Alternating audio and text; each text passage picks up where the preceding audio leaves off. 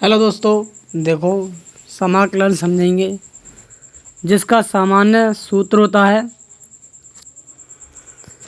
समाकलन का सामान्य सूत्र होता है। क्या सूत्र होता है? सामान्य समाकलन का सामान्य सूत्र जनरल फॉर्मूला कहते हैं इसे।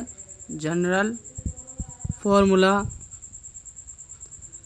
ये हम भाग 2 की बात कर रहे हैं, 12th क्लास मैथ की, जिसका चैप्टर नंबर 7 है। चैप्टर का नाम समाकलन है। जनरल सूत्र क्या होगा?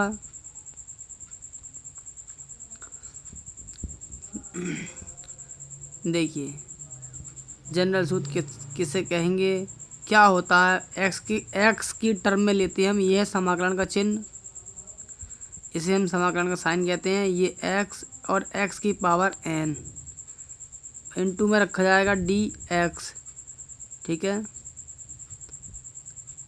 एन ऐसी रहता है, घात में हम 1 जोड़ते हैं और बटे में जितनी घात बनती है उसे हम नीचे लेते हैं, प्लस सी कांस्टेंट जोड़ते हैं। समाकलन नियतांक ये कांस्टेंट लगता है इसके अंदर, ठीक है। इसे हमने सी नाम दिया है।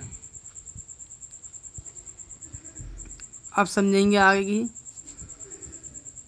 जैसे अपकलन में क्या होता है कि एक्स की पावर एन, अपकलन को डी ओवर डी एक्स लिखते हैं। एक्स की पावर एन, पहले पावर आगे लिखते हैं ना हम। अपकलन में क्या होता है, पहले पावर आगे, फिर पावर में से 1 लेस करते हैं। ये होता है डिफरेंशियल अपकलन एक्स की पावर एन का। अब समझो, ये है डिफरेंशियल के अंदर घात घटती है और समाकलन में घात जुड़ती है। ये अपकलन का फॉर्मूला है, जनरल फॉर्मूला। और इतनी बात का ध्यान रखना है, ठीक है। इसमें घात नीचे आती है और ये कम होता है। इसमें घात जुड़ती है और जो घात ऊपर बनती है वो घात हमारी नीचे लिखी जाती है। चलिए सवाल कराते हैं कुछ। जैसे कि हमने लिया एक्स की घात 2 समाकलन। अब इसका हम समाकलन करना चाहेंगे तो क्या आएगा, देखो। एक्स की घात 2 है, मैंने बताया घात में हमें 1 बढ़ाना ही है, केवल घात में 1 बढ़ाना है और वो पावर हमें नीचे लिखनी है। यानी कि 2 की घात, एक्स की घात 2 है, इसमें हम 2 + 1 करेंगे और पावर ये नीचे लिखी जाएगी 2 + 1 और प्लस में सी।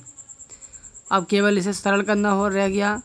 घात को जोड़ देंगे हम, 2 और 1 3 और बटे में 3 और प्लस में सी। ये हो गया आपका आंसर। समझे कुछ? नेक्स्ट सवाल लेंगे हम अगला सवाल लेने से पहले हम कुछ फॉर्मूलों की बात कर लेते हैं। जैसे समाकलन में साइन एक्स का समाकलन क्या होगा, तो साइन एक्स का समाकलन, देखो यहाँ पे एक्स है तो एक्स के रेस्पेक्ट ही समाकलन होगा। अगर यहाँ पर थीटा होता तो डी थीटा के रेस्पेक्ट करते, डी के साथ जो भी होता उसके रेस्पेक्ट समाकलन होता। जैसे कि मैंने देखा एग्जाम्पल कॉस एक्स और यहाँ पर आ जाए डी थीटा, तो कॉस एक्स का यहाँ पे समाकलन नहीं होगा, कांस्टेंट है समाकलन, ठीक है।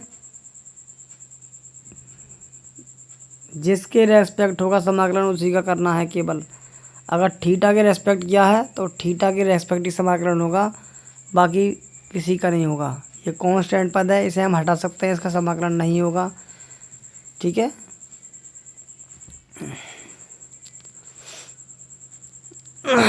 अब देखो,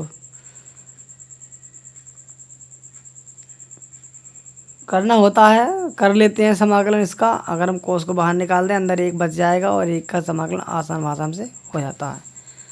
परंतु होगा जब भी जिसके रेस्पेक्ट करते हैं समाकलन उसी के रेस्पेक्ट करना है सापेक्ष। एक्स है, देखो एक्स के सापेक्ष कर रहे हैं तो साइन एक्स का समाकलन हो जाएगा, ठीक है। साइन एक्स का समाकलन हो जाएगा। जैसे कि साइन एक्स का समाकलन माइनस के कॉस एक्स प्लस सी होता है। अगला, अगर हमने कॉस एक्स लिखा है डी एक्स तो आएगा साइन एक्स प्लस सी। ये समाकलन अपकलन के उल्टे हैं, ठीक है, उल्टे हैं ये एक दूसरे के। जैसे कि अपकलन में साइन एक्स का करते हैं तो कॉस एक्स आता है और cos x का अपकलन करते हैं तो माइनस के साइन आता है, यहाँ पर उल्टे हैं। दूसरा देखेंगे sec स्क्वायर x का समाकलन हो जाएगा tan x प्लस c।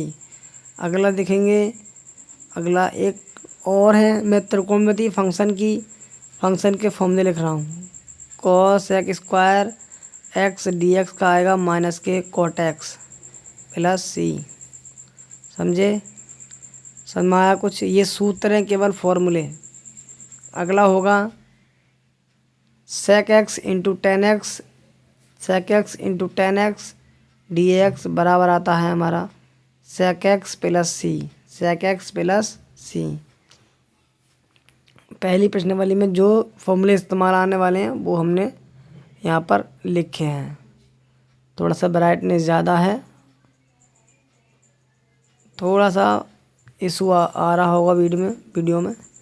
देखो अगला होता है cosec x का, cosec x into cot x का अगर समाकलन करेंगे तो माइनस क्या आएगा, cosec square x plus c, cosec square x plus c। देख लीजिए और समझ लीजिए, ठीक है।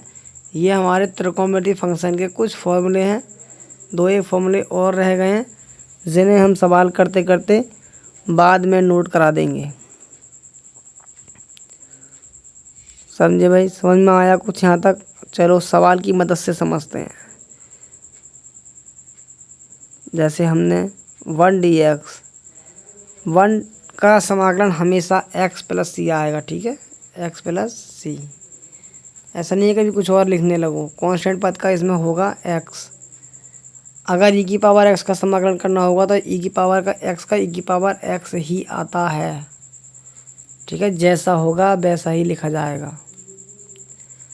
अगला, अगर 1/x आ जाए तो 1/x का समाकलन होता है log x। 1/x का समाकलन log x प्लस c।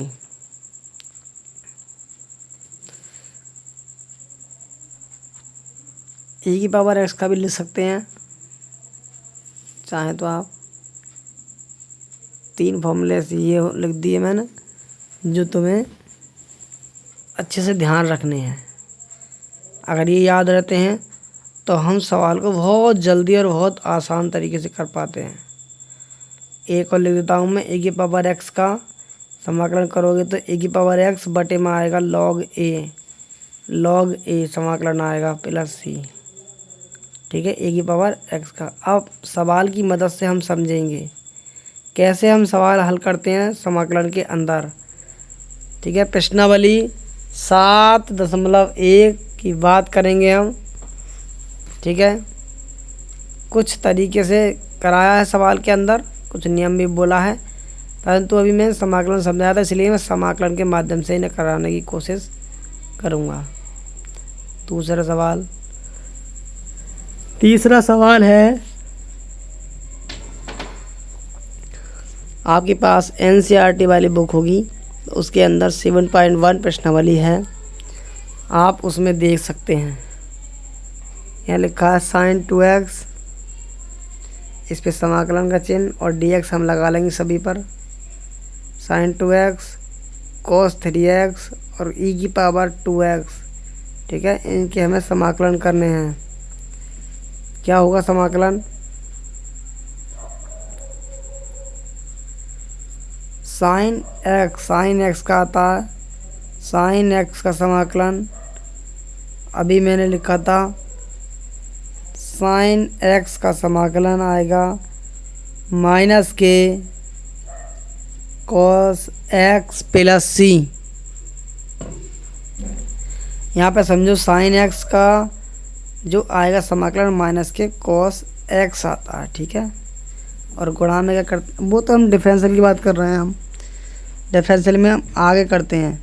यहाँ पे sine cos tan cot sec cosec के एंगल का हमेशा बटे में क्या होगा, डिफरेंशियल होगा, ठीक है। यहाँ पर बटे में डिफरेंशियल होगा, समाकलन होने के बाद बटे में डिफरेंशियल होता है, तभी तो ये आया है माइनस के cos x बटे में x का डिफरेंशियल करते हैं तो 1 मिलता है। आपने डायरेक्ट याद कर रखा है, यहाँ पर थीटा में 2x बैठा है, इसलिए 2x का यहाँ पर डिफरेंशियल होगा। साइन x का लिखते हैं हम माइनस का कॉस x और बटे में देखो डिफरेंशियल होगा 2x का। जब 2x का डिफरेंशियल करेंगे तो 2 इसमें कांस्टेंट है, x का 1 हो जाएगा, तो केवल हमें कितना मिलेगा माइनस के कॉस 2x बटे 2 मिलेगा, केवल 2। ये आपका राइट आंसर हो जाएगा। अब क्वेश्चन नंबर 2 को करने का प्रयास करेंगे, कोशिश करेंगे, ठीक है, और हो सके तो आंसर दे सकते हैं आप इसका कमेंट बॉक्स में। दूसरे सवाल को करने का प्रयास करेंगे अच्छे से, कमेंट बॉक्स में आप इसका आंसर दे सकते हैं। सवाल समझ में आया कि नहीं आया ये आपको कमेंट में लिख कर बताना होगा, ठीक है। और जब तक आप नहीं बताएंगे तो हमें पता कैसे चलेगा। देखिए सवाल नंबर 4 के अंदर लिखा है ax प्लस बी का होल स्क्वायर, तो हमने यहाँ पर a प्लस बी का होल स्क्वायर खोलेंगे पहले। तो a square plus B square plus 2ab, बाहर dx है ही।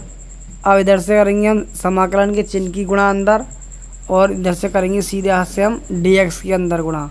देखो इसमें a स्क्वायर कॉन्स्टेंट है, इसे हम बाहर कर लेंगे, अंदर बचेगा x square dx plus b constant है, बाहर कर देंगे तो 1 dx प्लस 2ab कॉन्स्टेंट है, अंदर x dx बचेगा। अब हम इसका समाकलन करेंगे x की घात 2 का। x की घात 2 का मैंने भी समझाया था, घात में हम 1 जोड़ते हैं, ठीक है। अंदर dx की गुणा कर ली हमने, इधर से समाकलन की गुणा कर ली। घात में क्या करते हैं हम 1 जोड़ते हैं, ये समाकलन का तरीका है। यह है x की घात 2, यहाँ समझो n प्लस 1 बटे n प्लस 1, तो x की घात 2 प्लस 1 बटे में आएगा 2 प्लस 1 प्लस b स्क्वायर, यहाँ 1 का आएगा x समाकलन प्लस 2ab x का आएगा x स्क्वायर बटे 2 1 प्लस 1 बटे 2 प्लस c। देखो a स्क्वायर ये हो गया x की घात 3 बटे 3 plus b square x plus 2ab से देखो यहाँ पे 1 और 1 2 हो गए, ये 2 से 2 कट गए, यह आएगा ab x की घात 2 x की घात 2। यह आपका राइट आंसर होगा। देख लीजिए मैंने हाईलाइट कर रखा है हल्का सा, समझ सकते हैं। कोई बात समझ में नहीं आती है तो आप वीडियो को दोबारा देख सकते हैं, ठीक है, पीछे करके सब समझ में आ जाएगा।